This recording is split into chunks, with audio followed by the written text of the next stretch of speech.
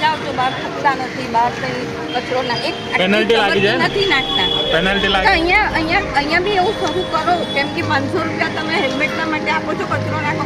Commissioner રાવના સાહેબમાં આપણી તાકાત નહીં હતી કે રસ્તામાં કચરો નાખી શકીએ. નાખતા બી નહીં હતા, એટલા માટે નહીં નાખતા હતા કેમ કે રાવ સાહેબ એટલું ચોખ્ખું જોઈને આપણે મન જ નહીં થતું હતું કે આપણે કંઈ નાખીએ.